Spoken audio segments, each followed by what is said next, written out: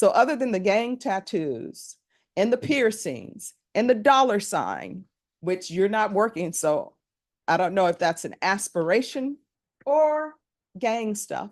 Someone was sentenced to this in this court for murder. And the first thing he did at the Bexar County Jail was go have sex with somebody. Do you solemnly swear and affirm the testimony you give will be the truth and nothing but the truth, so help you God? All right, you can lower your hand, state your name for the record. Thomas Henson. All right, make sure you keep your voice up. So other than getting more tattoos and picking up a new offense, what have you done on probation? All right, he's done nothing on probation. What am I supposed to do with that? May I proceed, Your Honor? Yes. Mr. Henson, we've gone over the TAP evaluation and also the MTR, is that correct? Yes.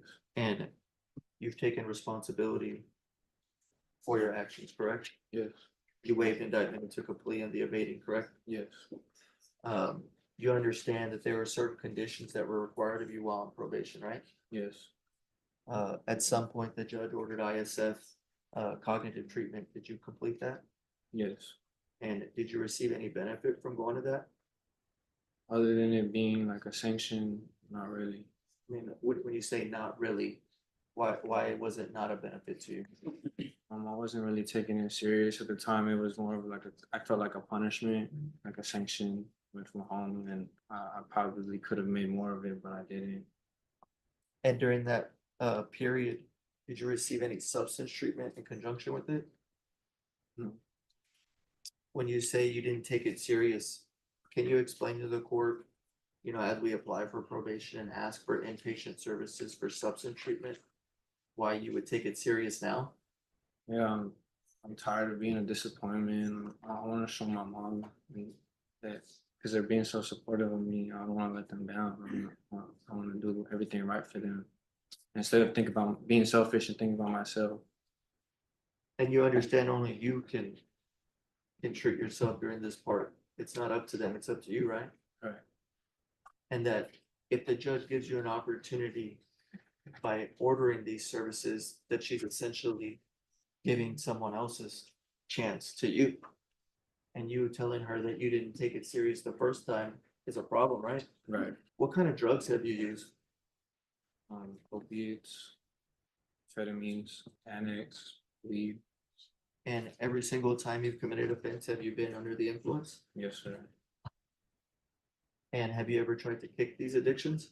Multiple times I've tried, but not wanted to. If that makes sense.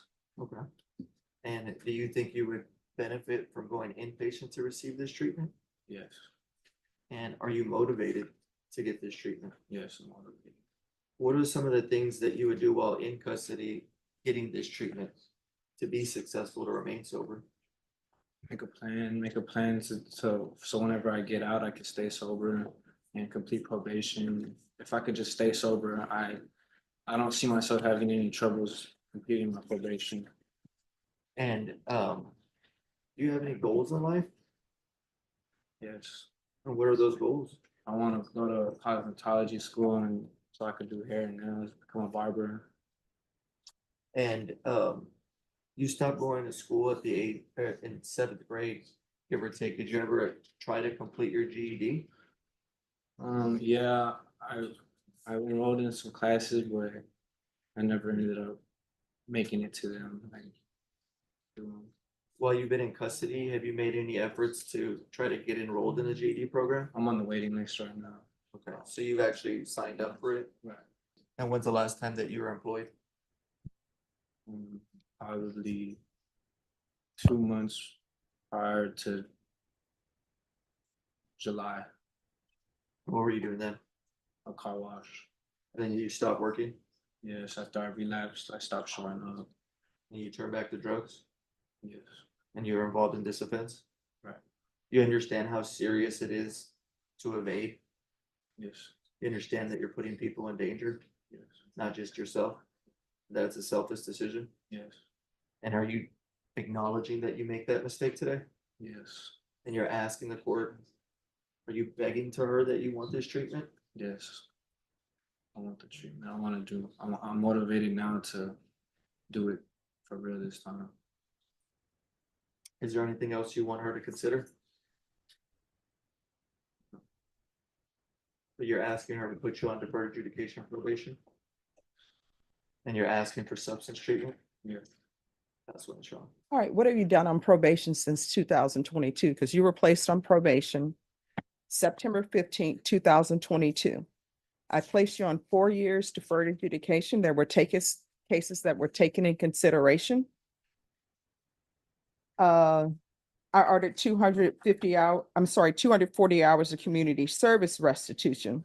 Have you, and I said I would waive that if you obtain your GED. Have you obtained your GED? So since 2022, have you worked on obtaining your GED? I'm sorry. No, ma'am. All right, I ordered that you provide proof of employment within 30 days, no employment as a home health care or with minors.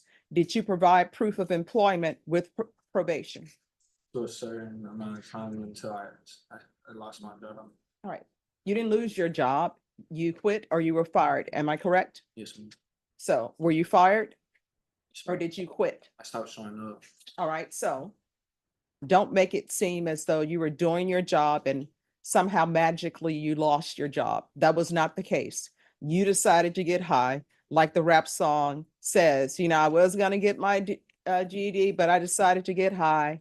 You need to listen to that rap song because everything they were supposed to do, they didn't do because they wanted to get high. So the anger control course, anger aggression control course, did you take that? No, ma'am. All right, I ordered you to do that. You haven't done that since 2022. There was a 10 p.m. curfew I ordered. So did you abide by your curfew? No. All right, you're supposed to reside with your grandparents. Did you up and leave your grandparents and not reside with them any longer? All right, you were not supposed to have any contact with your stepfather. Did you have contact with him? Did you have contact with your stepfather? Yeah. All right, so why are you telling me no? Well, it wasn't like I was every day, you know what I mean? It was just- And when you had contact with him, did you cause confusion and destruction of property? Yes, ma'am. All right. There's supposed to be regular UAs for people to test you for drugs. Did you do that? All right. You were supposed to regularly report by Zoom or in person. Did you do that? No. All right. So then what ends up happening? There was a hearing said it was supposed to be contested. And between those two cases, we had compliance hearings where I've asked him if he had any issues.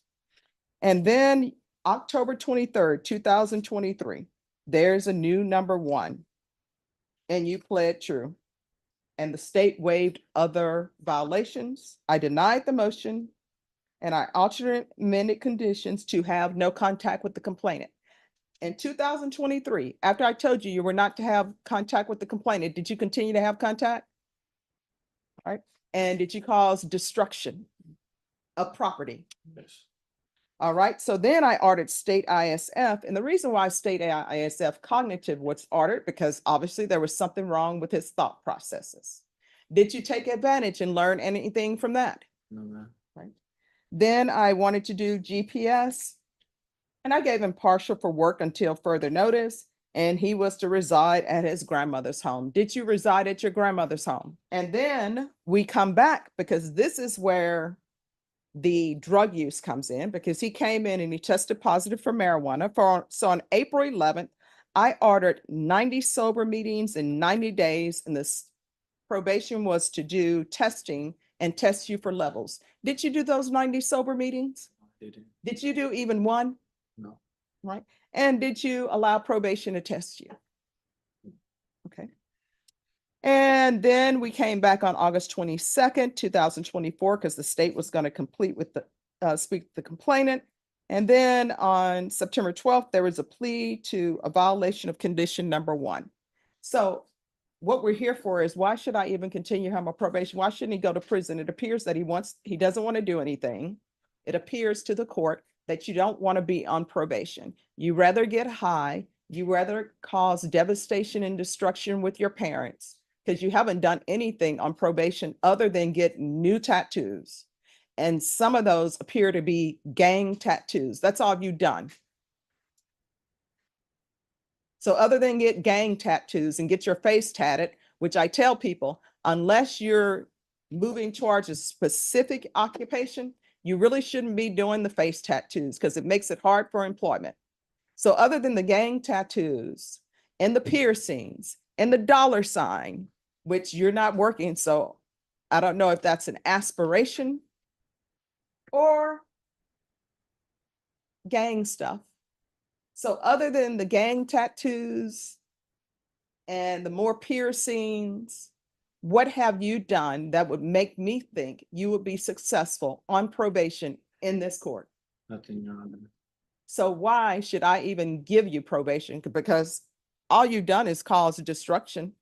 The car you were riding in for the evading was a stolen vehicle. That's why they were trying to pull you over. The complainant you were in the passenger you were with, they got out, took off running as you did. So you haven't done anything. All you're coming to me is with your hands open, with the state saying, and your counsel saying, well, I think he's internalized this time. You brought me nothing as a reason for why I should continue you. You had all the opportunity and you've done nothing. And I think probation's once you revoked. And on the aggravated assault, you're looking at 20 years in the prison. And it appears that you want to go to prison because that's what your actions are telling me. You understand? Yes, ma'am. All right. We can go off the record. So it appears that you want to go to prison and be passed around for cigarettes or dessert, because that's what's going to happen to you. Because you're young and they will think you're attractive at the prison. And I'm just being real with you. You understand? And no amount of commissary money that your parents and your grandparents can put on the books for you is going to save you from being passed around at the prison. You understand? And do you understand what I mean? Yes, ma'am. Do you want to be passed around for Roman noodle? Because that's what's going to happen. No, I'm dead serious. And that's what happened at the Bexar County Jail. People will get passed around for dessert. Someone was sentenced to this in this court for murder. And the first thing he did at the Bexar County Jail was go have sex with somebody. Whether it was consensual or not, that case hasn't been brought to me. And I can tell you right now, your grandparents, your mother probably doesn't have enough money to put on your books so you won't be passed around for Roman noodles, cigarettes, oranges, or whatever at the jail. And it appears to the court that that's what you want to happen to you. Doing all these little crazy little tattoos you got here, trying to be Billy Bad with gang tattoos and everything. Do you understand? All right, this is what's going to happen. I'm going to think about this. You can come back in the afternoon. All right, thank you.